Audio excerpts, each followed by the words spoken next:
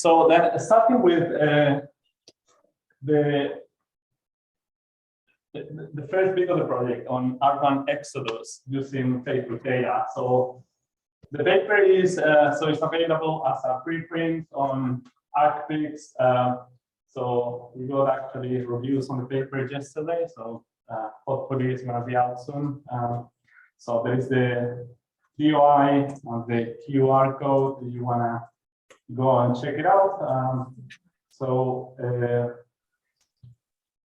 The key idea, the key motivation for this first piece of work was this idea that during COVID, especially during the early stages of COVID-19, so what we knew very little about the actual virus.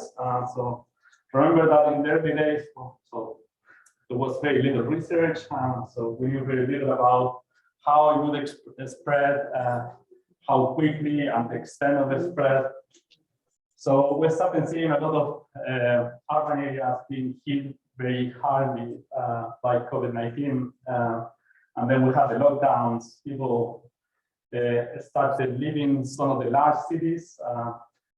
So there were all of these headlines on the Financial Times, the New York Times, the OECD, and various other places. So if you go online and you look at empty cities or urban exodus, you're going to see quite a lot of hits. And that was because people, so first, right, so you had cities being the hardest hit by COVID-19.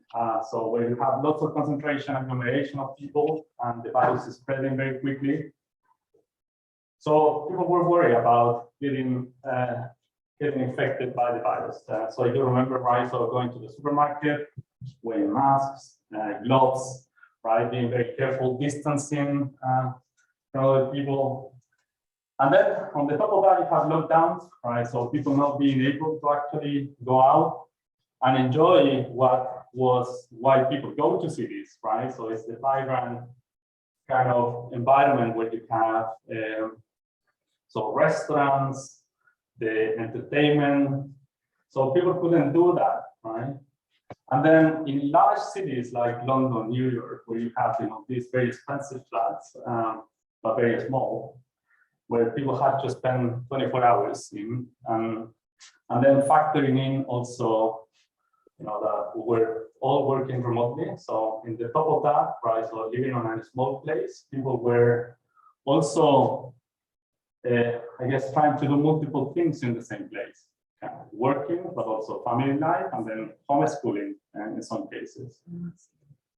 And then I guess the other layer of complexity on all of these is that in some of the large cities, so houses are very expensive and people were renting. So, and being in a city, not being able to actually enjoy the advantages or the benefits of living in cities, and paying a very high price for that, and not being able also to actually enjoy the benefits outside your house.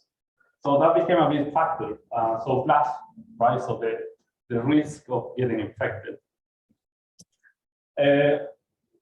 So then people started moving out, or at least that was used to be happening, or seems to be happening. So people moving from large cities.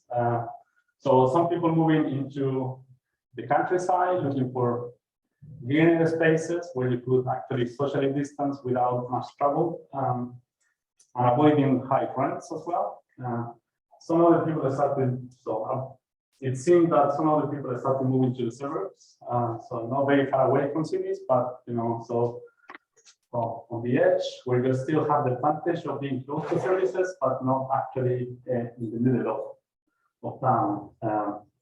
So that was the kind of the motivation to, so we were being told all of this. So there was something that seems to be happening, but there was very little evidence about it.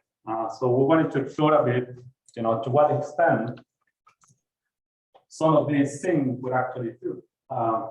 So then we proposed to analyze the extent and durability of changes in the changes of human mobility patterns across the urban-rural continuum in Britain during COVID-19. So, and we we got access to data. So when we started the project, so remember August 2021.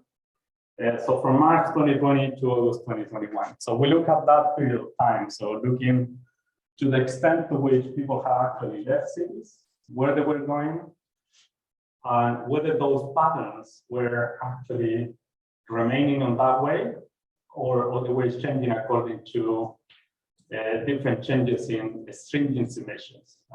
So I'm going to present the context of how different policies were changing, and how the levels of stringency were changing over time. So you get a bit of a sense of how the changes that we see in mobility patterns actually were reflecting also those changes in stringency. So generally, what we did here, it was taking mobile phone data provided by Meta now, it used to be Facebook, right? So we got access through the Data for Good mobility portal. And what essentially they capture is from the application, so if you enable location, so they will get the location of your mobile phone, and then those would be the data that they collect. And then from the data, so they created a number of origin destination matrices. For every day, they would create 3 origin destination matrices. So the starting point, location, and the ending point. And they create the data by grids. So we're talking about the square grids. I don't remember the exact resolution at the minute. I think it was, I think it was 3 kilometers, no? Okay, so look at the paper. Yeah. The detail is there. So anyway, so small, very small grids. And then, as I said, there were 3 windows daily. So at 12, so it was the first cut, then 8 a.m., 4 p.m. So you could look at mobility over all of those periods within a day. So that was every day from March 2020 to August 2021. So we look at those data, and then we look at the intensity of movement across the urban hierarchy and the redistribution of those movements, so where people were going. And then we look at some special interaction modeling, so looking at the intensity of mobility. So we wanted to know over time. So you imagine that is time, so the x-axis. So we wanted to look at whether between different origins and destinations, so there was an increase in intensity of mobility over time. And then we map out that against also the different levels of stringency over time. I'm gonna get to that in more detail in a second. And this was our first approximation to sort of understanding space in some sort of way, right? Or the influence and the context of where people were moving and how. So we took all of the grids that we have and we classified them very closely into population density, or according to population density based on deciles. So then yellow colors is high density, so darker colors is low density areas. And you can see here, so the distribution of that, right? So to provide now the context temporally, so we use data from Oxford. So they develop what they call a stringency index. And there are a number of the stringency indicators that capture stringency measures on different dimensions. So we could be talking about the school closures, business closures, social distancing. So I think there are 6 different indicators that they capture. And then there is a composite indicator, which summarizes the impact of each of those different indicators. So here's what we're looking at here. So the composite index. So as you can see, so the colors on this plot, so they encode different key periods during the pandemic. So the first lockdown, where we see an increased stringency level. So there was a bit of relaxation. So between June and October 2020, where we see a partial reopening.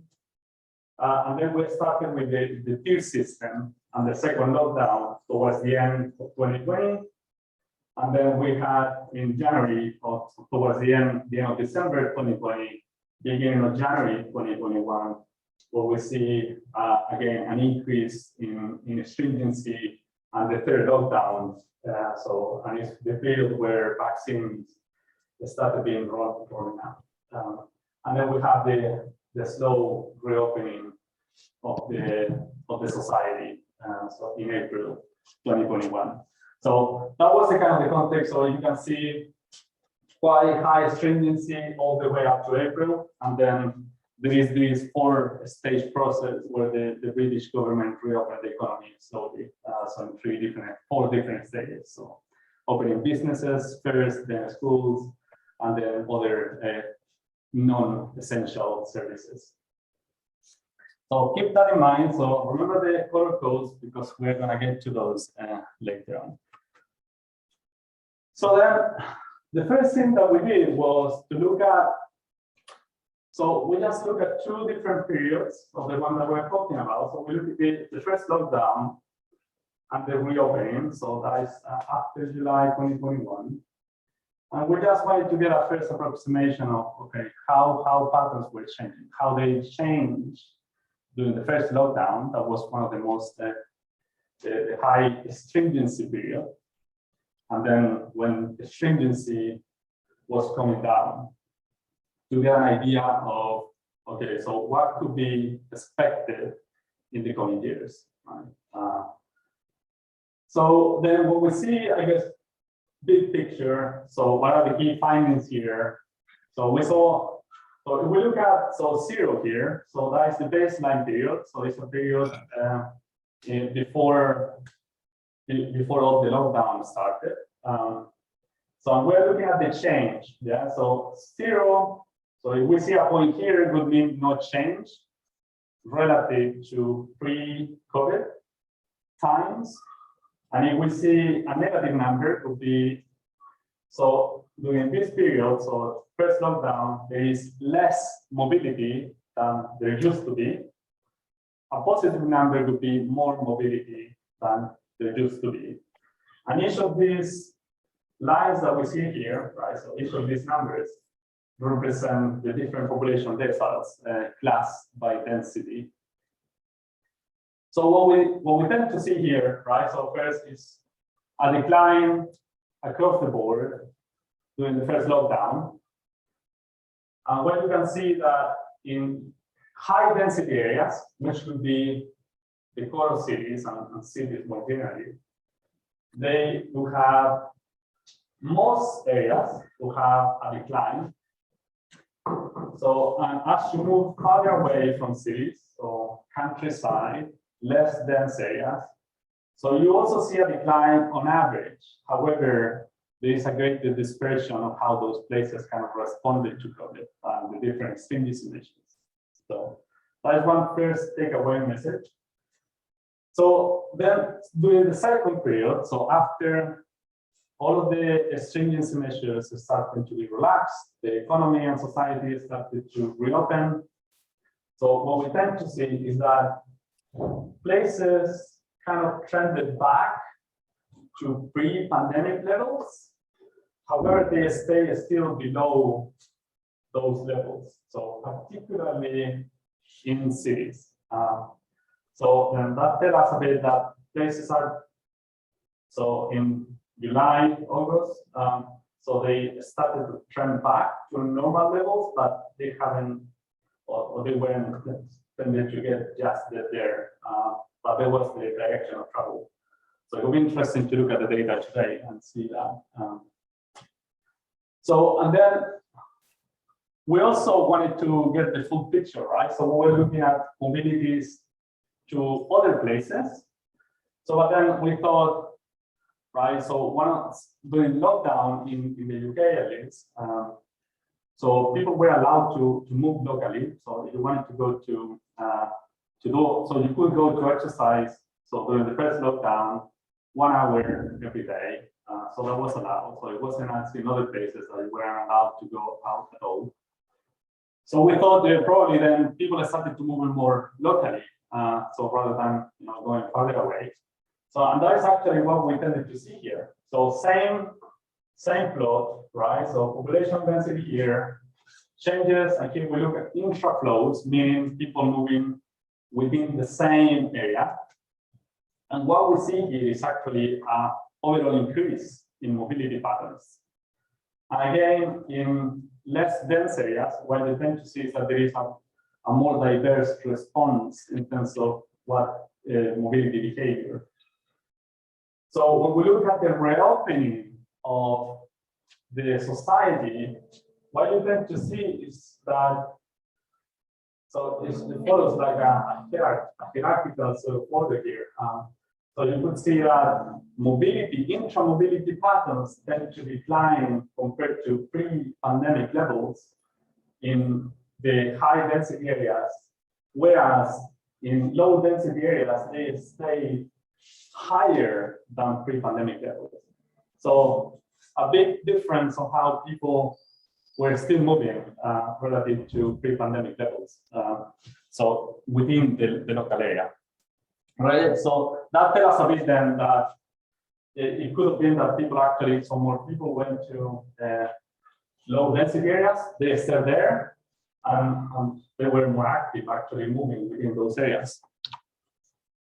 So now this is a bit of a complicated sort of graph to get through. So I'm going to walk you through that as best as I can. So this was the result of modeling. So we look at, so remember that we had the 10 deciles of population density classes, right? So from low density to high density. So, and remember that we have an origin and a destination, right? So we have origin this way here. So here I just taken half of those areas. So these are the high density areas, origins. And here on top, we have the destinations, again sorted by density from the low, or the lowest to the highest density areas. Okay, so and then within each of those graphs, we have time on the x-axis, and we have, this is the result of modeling outcomes. So this is a coefficient. For now, take it as the level of mobility. Yeah? And then we have the color encoded here. So these are the different periods that we saw before, even the different levels of stringencies at different points in time. And yeah, so over there, so the top figure on your right would be for you. So that would be all of the results that we look at. But anyway, so just to make the points, so we focus in here, and so we can see changes over time, right? So and this will be will be showing the pattern of mobility between a low density origin, so very rural areas, low density areas, to high, so sorry, it will be, I'm getting this right. Actually, this is wrong, because this should be high, sorry, this should be high, this is wrong here. This is high, this is low. Yeah. So when we're looking at high density areas, origins, and this is low density destinations. So moving from the center of cities, or cities, high density areas, to low density areas. Yeah. So, and this actually what it tells us is that between March and so from March 2020, from March 2021, there is much higher mobility than expected from high density areas to low density areas. So telling us then, so if you look at that, so for all high density areas, there is that shape, right? So from more than expected mobility and then a decline once there is the reopening of society and the economy, right? So we look at that pattern all over the place. So what that tells us is that initially, when there were high strength measures, so highly dense places, so they tended to experience a lot of out mobility from those places into low density areas. Yeah, and it's the kind of things that we were expecting, right, in terms of this urban exodus. And then what we tend to see is that once the level of stringency started to decline, so we get that those levels of mobility move and trend back to pre-pandemic levels. So that is the kind of the pattern. So if we look across the board.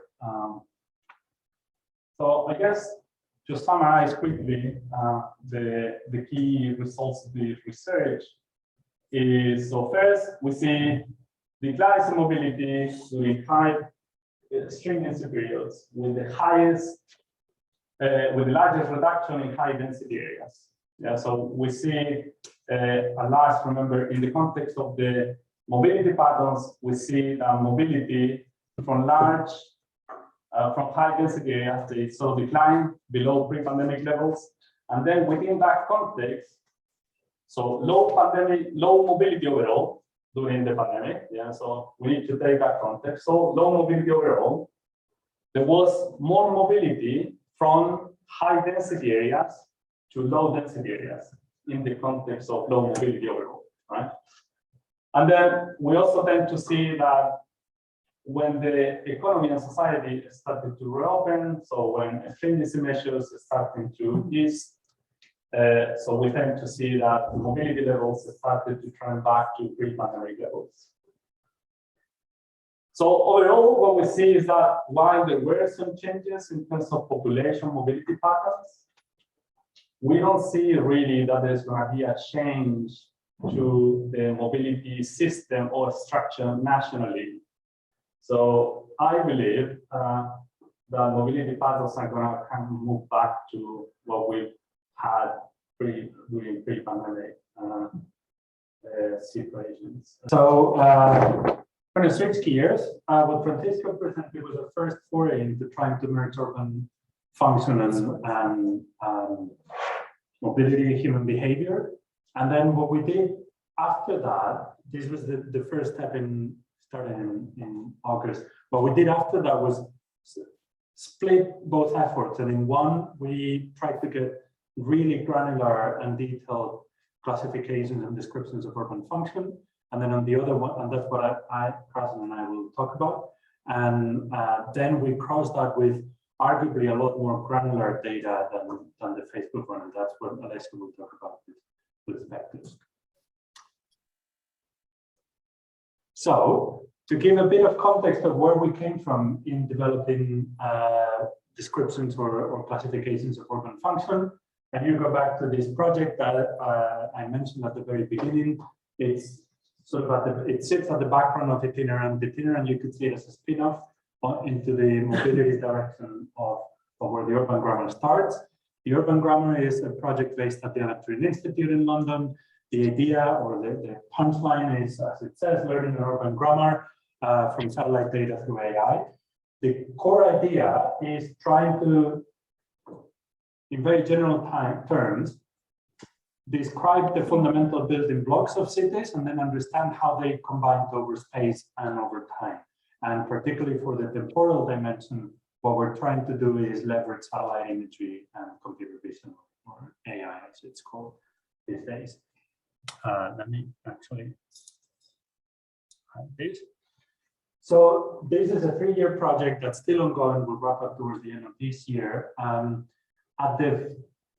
I very quickly said it's about describing the fundamental building blocks of cities and then seeing how they change over space and time and how they combine with each other and what we described grammar. But then I very quickly went through the notion of building blocks. The way we've operationalized this idea of the building blocks of cities is through this concept of spatial signatures, which we define as a characterization of space based on form and function designed to understand urban environments. So this is a typology of space where you're ultimately drawing lines over the landscape that says this side of the line is this type and this other side is this other type. How you draw the lines depends on form and function. So we're looking at what places look like, whether they are dense, whether they are packed, whether they're regular, whether they're high density, low density, whether there's a lot of employment or not a lot of employment. And then we're also looking at function, whether there's employment, whether there's not employment, what type of employment, what is that patch of land used for. And I put here this idea of design to understand urban environments because this is really one of the key USPs, if you want to look at it that way, of the urban grammar and the signatures compared to more traditional land use classifications, which, like it says in TIN, there are classifications on the use of land, and because most land is not urban, they're mostly focused on developing classes for non-urban types.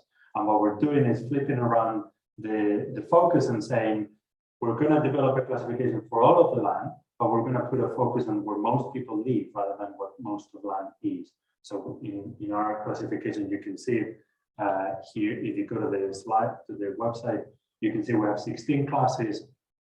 2 of them are really non-urban, and the rest are describing different parts of the urban environment. So I'm not going to spend much time at all just telling you what these spatial signatures are, because in some ways this is not really what ITINERANT is about, and in other ways the part that it is about ITINERANT, Krasen will spend a bit more time. I'll just give you a general overview to say that what we're doing is we combine a layer of enclosures, what we call enclosures, that comes from street networks, from railways, from topography, things like rivers and water bodies. And then on top of that, we overlay building footprints as the key anchors of urban morphology. And with those two, we then need this bespoke unit that we call enclosed tessellation. And that is a unit that's very, very granular in the city center. It's really just a little bit more than a building footprint, but that is pretty coarse in non-urban areas. So if you can think of the highlands, a single tessellation cell would be pretty large. But in the city center, what we're sitting now, it would be just a few meters around the building. And this we did on purpose because we think is the right way of measuring form and function. And it gives us granularity where we need it, and it gives us efficiency where we don't need to pay a lot of attention. And that, you can think of it that way up to there. And then on the second part, once we have these small areas here, what we do for the signatures, we attach a lot of information about its morphology, so describing the regularity, the type of urban pattern of the streets, of the building footprints, and the relationship between the two. And then we also attach a lot of information about function, what kind of activities take place in that cell and its geographic context. And we match it all up together into an unsupervised learning algorithm that gives us some classes, some clusters. And a lot of those clusters or cluster type will be the same for contiguous areas. So we dissolve that and we arrive at what we call spatial signatures or signature polygons that will give you the signature of a patch of land based on form and function.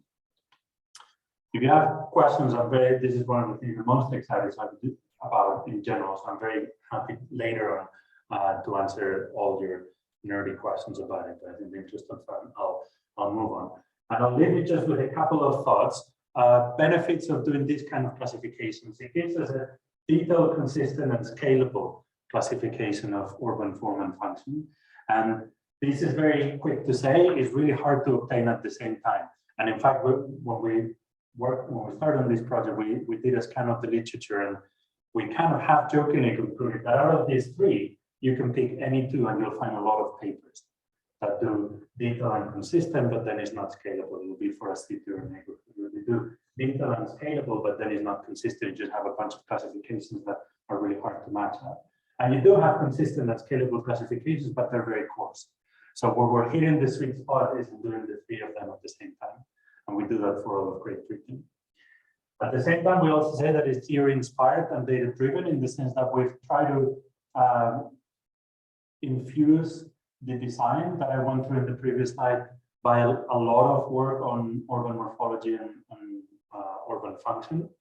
From the very beginning, from the design of the spatial unit that we use, as I told you a second ago, all the way to the selection of the variables and the data that we use to capture urban form and function. So it is theory inspired, but ultimately the classes that we get is the classes that the data and the algorithm give us. So it's theory nudged, but ultimately it's a data-driven result and it's a data-driven product.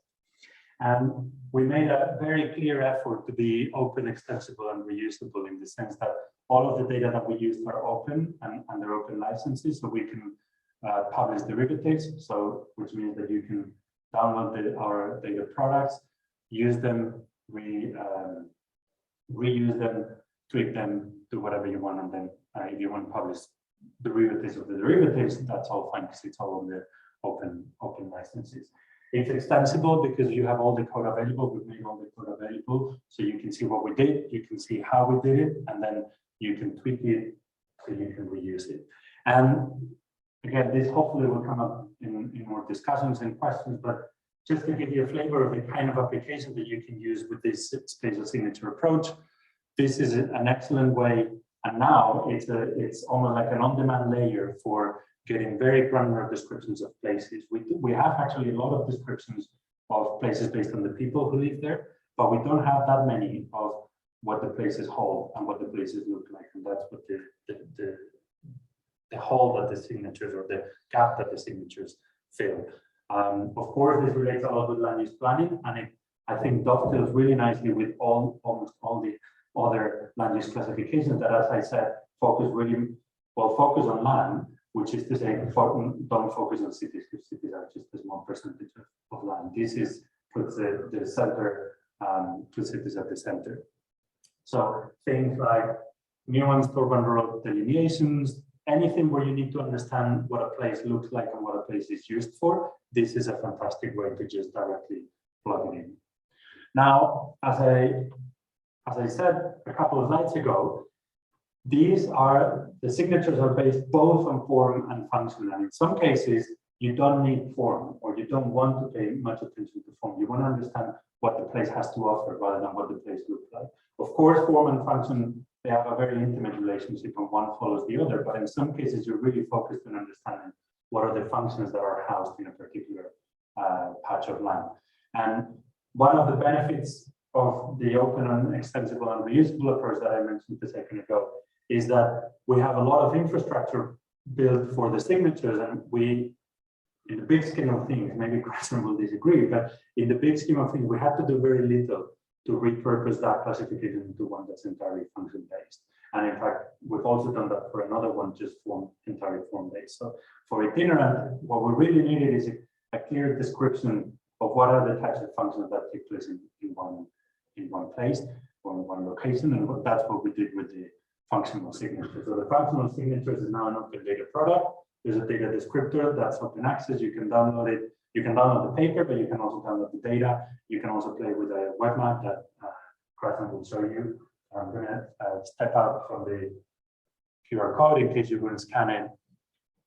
It inherits all of the benefits that I just talked about the spatial signatures provide.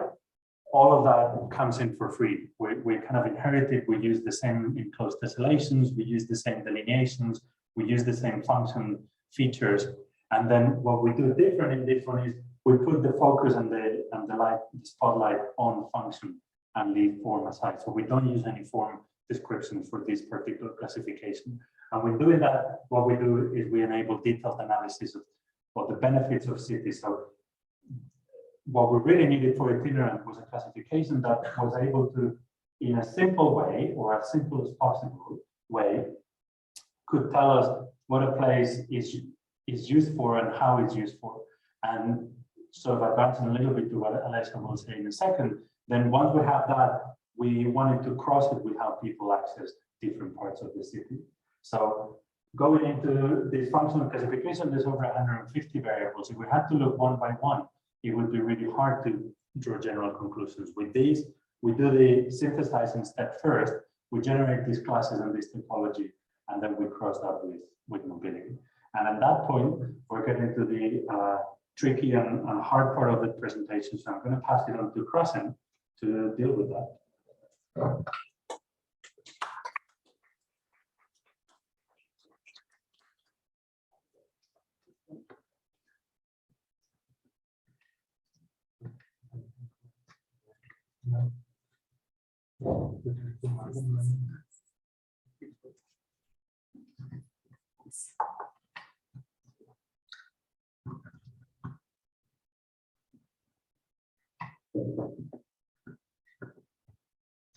Hello. Okay. So actually, I will talk a little bit about the data and methodology and what we actually use to define function within each of the cells that Danny mentioned. And then I'll go through the results and give an overview of the types of functional areas that we delineated for the UK. So like Danny said, the data that we use only focuses on urban function. And we link all of this data to a single cell that within cities is actually very small in diameter, whereas like outside of cities, it can get very, very big. The types of information that we capture for each cell goes all the way from population, night lights, vegetation indexes, workplace data, land use, and different types of amenities and distance to amenities. That includes things like supermarkets, cultural sites, water bodies, and so on. In total, there are 50 characters, sort of like, that's what we call data types. So there are, you can think of them as 50 types of information that we capture for each tessellation cell, and all of these are expressed in 146 variables. And like Danny said, similarly to the Urban Grammar project, the final signatures, we are basically made up of grouping tessellation cells together using an unsupervised machine learning approach. Now, you can see sort of the results here, and this is just to give you an idea of the relative sizes of the areas, and I'll go through what each of them means at the end of the talk. But basically, like in Urban Grammar, the vast majority of classes are found within cities, and in fact, as opposed to the Urban Grammar project, there is only one countryside cluster. Rather than two, only one group of countryside tessellation cells. But you get a much more granular classification and typology of other types of places that are within cities. So as an example of what we can see, this is a picture, a screenshot taken from the interactive map that we made for the project of Liverpool. And sort of like, this is sort of the area that's within the university. We're around here. And we're actually on Hope Street, which is, some of you are staying on Hope Street, which is somewhere around here. So, and the university is, I think we are, now I'm gonna show, yeah, we are somewhere around here. But yes, exactly, one street below where I was pointing. And you can see that we basically take the whole city and we separate it into different classes that have a different primary function. I will go a little bit over the functions in a little bit, but basically what I want to show with this picture is that we get a detailed classification of the areas within a city. And something that Danny mentioned, all of our results, they're geared towards the mobility research that we are going to do later on. Because the product is open and reusable, you can actually take this, and depending on what you want to do with your use case, you can separate this area into whatever granular typology you want for your project, your product, what you're interested in. This is London, just as like another example. And what we get basically what underlies all of these areas in the different colors is differences in the actual variables we use to define function. So as you can see in this is basically all of the workplace characteristics that we captured. And because this covers the whole of the UK, we have to, the whole of Great Britain, we have to sort of aggregate some of the codes to get consistency between Scotland and England. Now, basically what you can see is that in places that we call industrial and commercial, and places where the primary function is industrial, you see more people who work in manufacturing. In places where the primary type of function is leisure, you see a lot of people working in, well, transport and communication, which is a subset of leisure in the workplace classification, but we can figure out using the rest of the variables. And all of these classes, they have different characteristics underlying them.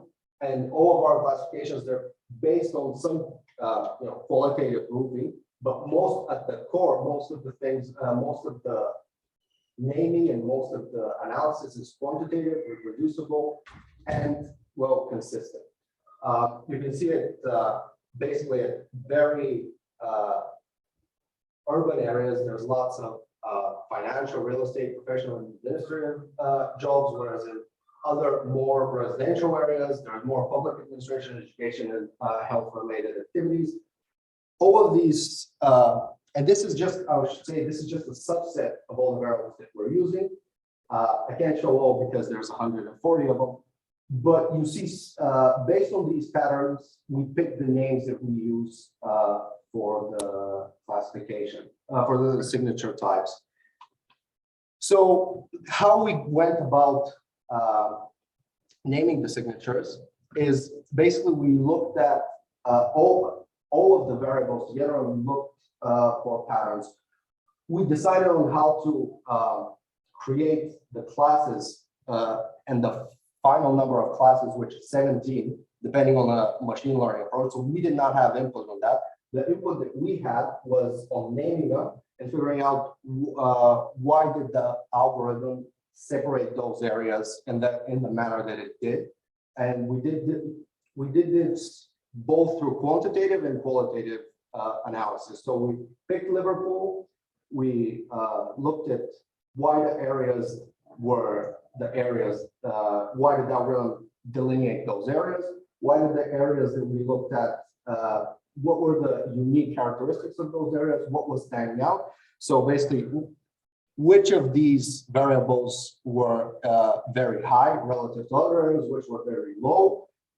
And we came up with this broad four-class typology in urban, residential, industrial, and areas where the primary function is services. And basically what you can see from this is you get the typical land use that you would expect. Services is something that shows up because of the data that we use. There are places that are so focused on services that they dominate the land use type and they change it. So this is something that, because of the amount of data that we use, this is something that you cannot directly get from land use data. And in addition to these big four classes, what we actually get is also qualifiers for each of them. So basically what you end up getting is residential areas who are well served, for example, which means residential areas with lots of public, with schools, with hospitals, where people work in the public sector.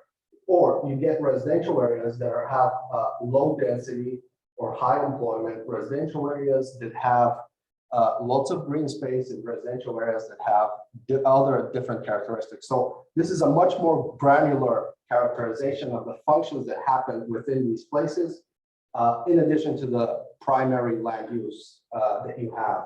Also, interestingly, you get places that are very, very dominantly mixed use. And one of the findings of the project and the classification is that it's very difficult to actually find out the primary use, the primary functional use of an area, regardless of how low you go in the spatial domain. So basically, even though we use tessellation cells that are very high scale, so we have very small in diameter, and we assign the data to that, everything surrounding them, there are many, many things that surround them that you cannot get, that have a different use than the use of those areas. This is true even for places like parks, where there's a lot of things that surround those parks. And this is true for places like even transport hubs, where there's plenty of things that surround them. That no matter how you slice and dice the actual area, it's difficult to get a primary, well exposed primary function. So that's one of the key findings. And another one that that's not in the paper, but that's something that we sort of that came up during the analysis, was that again there is a big connection between form and function in the UK. So in the end, using these four classifiers, these four classes, and using these classifiers, we ended up creating 17 functional areas that we sort of optimized for our project, for the mobility project that Alessia will talk about. But you can create much more granular classifications using the same methodology that we used, and you could just extend it. Or if you're interested directly at the specific functional characteristics of a specific building or a specific area, you don't even have to do any of the analysis. You can just take the area, because that data is also available, and that's one of the benefits that Daniel was talking about, and that the data is open, the data is available, and you can use it. It's all open source. I should say that if you follow the QR code here, well, this will lead you to a. So this is the paper. You can use the paper. It has much more information about the types of areas that we have. It has all of the different distributions of variables within each area, and it has a lot on the naming conventions and why we used the analysis that we did. But if you follow the QR code, you'll also get an interactive map for the whole of Great Britain, which will give you what every place in the UK is in our typology. So, and I think that's the most useful part to get to grips with this project, where basically the map looks like this. These are all screenshots taken from the map. So that's all from me. Okay, so last presentation, I'll try. Well, I mean, this part of the analysis that we did kind of brings together the part of the functional classification with mobility data.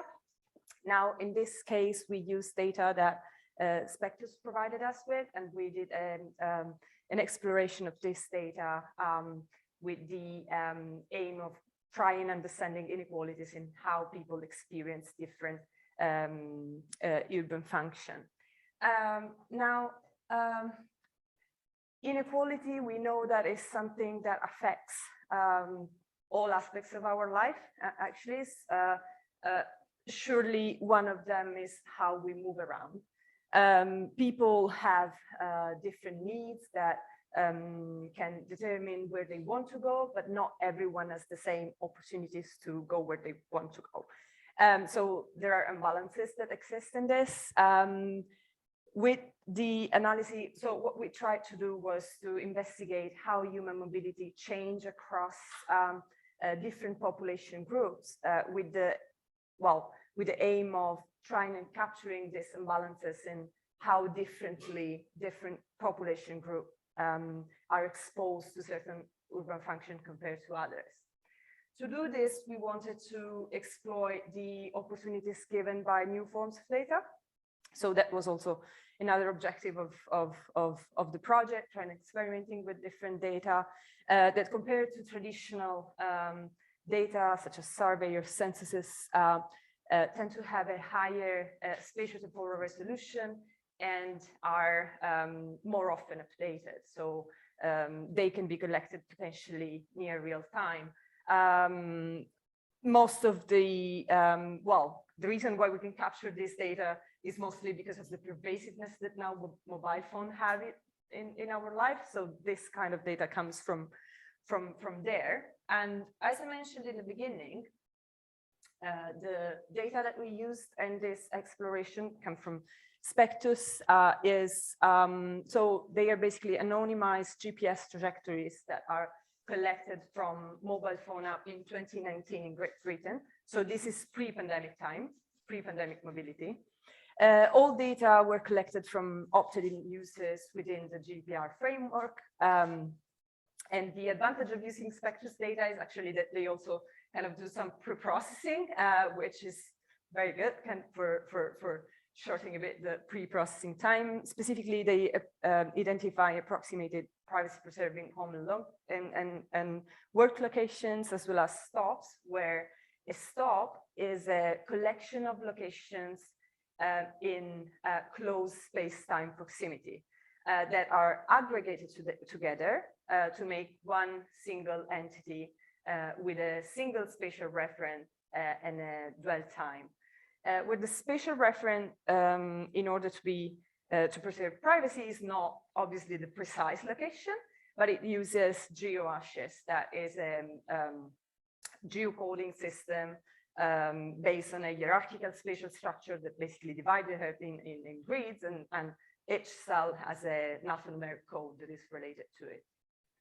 So space and time at higher resolution, as I said, is the main advantage of, well, yes, like one of the main advantage, along with updated of this data. So what we were able to do was to reconstruct a sequence of stops starting from 8 a.m. in the morning until 10 p.m. in the evening.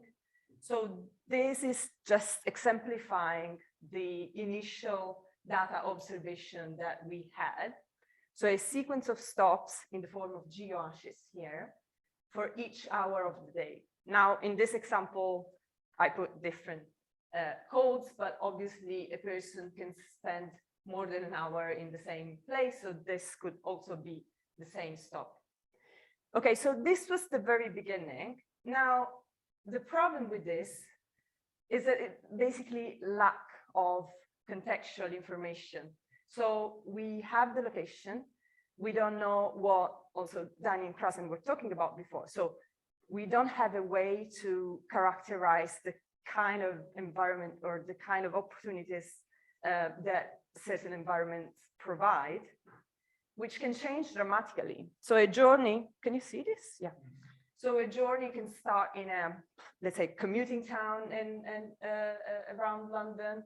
Then this person can commute by train to London, then dive into the vibrancy of the core city, and then stop to get some grocery on the way home in the high street of the commuting town, and then go back home.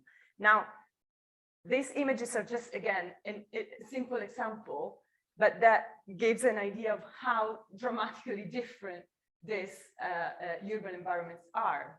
And so the location doesn't really give us much about all this. So we exploited the classification that Danny and Krasen and Martin actually developed in order to give a synthetic description of all these places. So it's gonna start like with the countryside. Well, this is again an example, but it starts with the countryside and the transport hub, urban mixed use, high density, services mixed use, low density, and then again, countryside.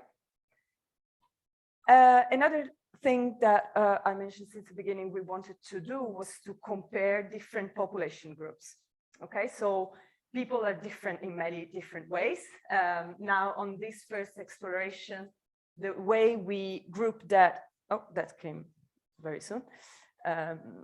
Anyway, the way we grouped this was through the index of multiple deprivation. Now, for those who are not familiar with it, it's a very common metric used in the UK to describe the level of deprivation of certain areas across different domains, including health, income, housing, and so on. And it comes in different ways, as ranking, as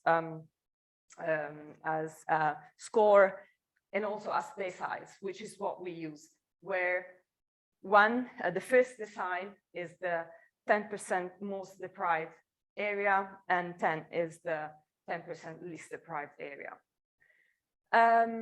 So the way we linked this with the Spectus data was through the home location, the approximated home location.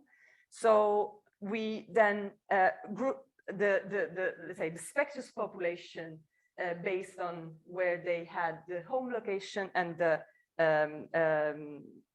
IMD of the home location. So just to summarize, the kind of data that we eventually analyzed is like a sequence of not location anymore, because we replaced the location with the functional signatures. And we could also group each day sequence based on the IMD of the user that left that trace, basically. So obviously that is, again, IMD 10 and IMD 1. It goes for all the level of deprivation. So before diving a bit more into the results of the exploration, and just to mention, we had approximately 2 million observations for each IMD, so 20 million observations in total. So what I was saying, yeah, the two dimensions that we focus the most in this analysis are, as I said, the IMD and the functional signature. So something that we wanted to have a look at before diving into the actual analysis of the sequences was to look a bit at the representative. So how much the Spectus population is representative of the actual population. So we compared the, so we stratified the population estimated by the ONS to get a sense of the resident population 2019 and the Spectus population based on a combination of these two dimensions that we looked at, the IMD and the functional signature. So what you can see here is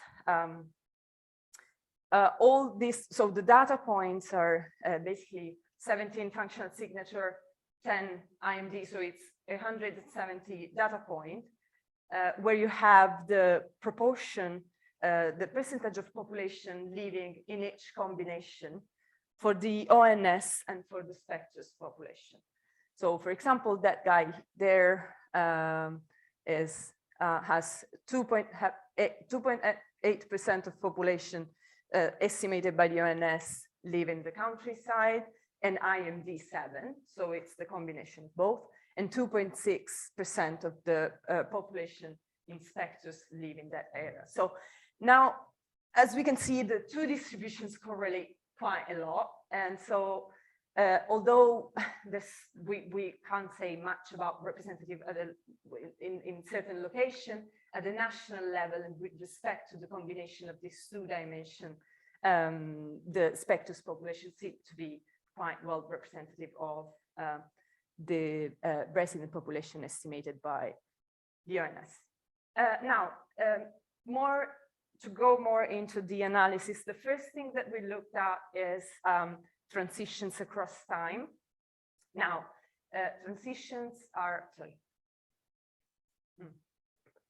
transitions here are movement from one functional signature to a different functional signature. So it's not movement across location, but it's a change between one functional signature to another. And we look at when that happened across the day and across different population groups. So here in this plot, you have on the x-axis the hour of the day from 9 to 10 p.m. because 9 obviously is the change between 8 and 9. And then the proportion, well, the percentage of transitions compared to the all day sequences. The colors are the IMD groups. Okay, so the blue lines are those that are the least deprived groups. The red lines are those that are the most deprived groups. The first thing that we notice is that the biggest gap actually happened between the least and the most deprived, which is quite interesting. In weekdays, we quite clearly see the two typical commuting peaks happening early in the morning and at around 5 in the afternoon. It's also interesting to note that the IMD 10 has much more prominent peaks, while IMD 1 is the group that has this line more flattened across the day, suggesting a sort of less regular working pattern for this population group. For the weekends, again, obviously, well, we don't see the commuting thing, which is kind of expected. IMD 1, IMD 10 seem to peak at very different time in the day. So for IMD 10, you have a peak in the morning. IMD 1, it's late in the afternoon. Now, to give a little bit more content to this, we also looked at where and to these transitions, well, from where and to these transitions were happening. So this is the least deprived group, so it's IMD 10. And what we see quite clearly, so these are the peak commuting time. And we do see quite clearly that these people are mostly moving from the countryside, residential and low density areas to basically everywhere, but not again countryside. So this is like a flow that goes from low dense area to more dense area and well served. At 5, we see exactly the opposite. So we're very much kind of capturing commuting here, I think, or at least this is our interpretation for now, because here you have much less people moving from the countryside, but a lot of people reaching the countryside as a destination. This is not the case for the most deprived group at all. So countryside is like very marginal. More urban and higher, well, better served areas tend to be where this group is more exposed to. And the transitions are much more balanced. So there's no clear cut in what kind of environment, well, there's not, yeah, it's not such a strong difference in the kind of environment, because it's the functional signature mix is very similar here and here, and the same at 4 p.m. Which is likely because when you kind of move across well-served mixed-use area, you really kind of have little reason, let's say, to move from to low-dense areas where there might be less working opportunity or also services in general, amenities and so on. Again, this reiterates very much what I've just said. This is the weekend. So this is where the most transition happens for the least deprived group and the most deprived group. And again, lots of people moving from low density areas here in the least deprived group, much less there, much more well-served mixed use. And again, it's definitely more balanced in the signature mix. We also look at the specific sequencing across a day. So here, what you can see is the sequencing of functional signature over a day. These are the, so on the x-axis you have time, on the y-axis you have the percentage of observation that falls in this specific sequence of signatures. All these covers for each group, more or less 10% of the, well, approximately 10% of the observations is the top 30 types of sequences. Now, as you can see, the top 10 tend to be all the same signature across the day. This doesn't mean that people haven't moved, because again, this is functional signature, it's not locations. So, but they have moved between locations that have the same functional signature. While going down a little bit more, you start seeing transitions. Now, again, here, what is most notable, just something about, because it's a lot of classes, so it's very difficult to interpret if at first sight. But we use a color scheme that basically give the red shades are the uRbAn kind, the blue-green are the residential, and specifically this kind of green, light blue is well-served and mixed use, while the blue, the deep blue is residential, so kind of low density. There, green is countryside, and the pink violet is the shades of pink is services, and what we see here is mostly services low density. So again, here, something that we notice, much more presence of uRbAn signature and higher densely kind of environment, well served, going, let's say, to higher level of deprivation that diminished when you move towards less level of, well, lower level of deprivation. Now, this is like very much a, let's say, it's the project findings, but as it was mentioned since the beginning, this is an initial exploration that we are still kind of elaborating now. So any feedback, any comment, thoughts, even how to progress this is more than welcome. So what I can give you here to conclude is just some final remarks and observations. So as I said, we noted that less deprived groups tend to live and commute from and to countryside low density places. Signatures, so kind of key here, the role of connection, because we are talking about people that tend to be kind of the more affluent as well, so can also take over more fuel costs. So kind of making sure there's a clear strategy to kind of disincentivize these people to take a car seems to be kind of important.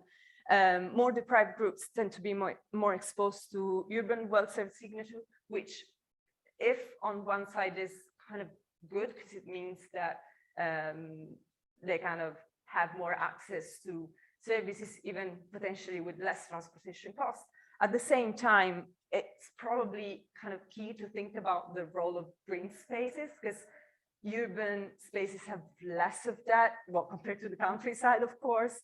And now I know that kind of heat waves are not really the top problem right now for the UK, but you know, it's coming, and it's also quite, and it can kind of affect people quite seriously. So uRbAn areas tend also to heat more quickly, and in some ways, given that we see that is where generally more deprived population group kind of spend their time, kind of that might make us think who is going to be affected the most. Then it was also quite interesting to see those different patterns in the transitions during work days. It seems that more deprived groups tend to show a less regular pattern. Some of them might be unemployed or on more flexible jobs that kind of might have produced that thing. But yeah, it's definitely interesting to see how that has been kind of changed, modified by the pandemic, with increased home working, generally more on, more likely on higher, better paid jobs. So it's kind of interesting to see if that kind of very regular commuting from the countryside is still holding, or, you know, with increased home working, it's not. And then final point, final point is about the grouping that we did of the population. So we use the IMD, which is a very cool measure that we have in the UK. At the same time, it's something that we kind of overimposed. So might not be the best option.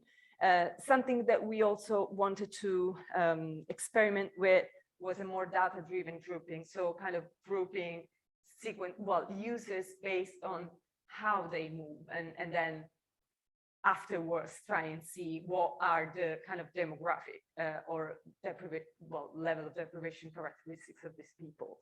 And I close it here. Thanks for listening. Any questions?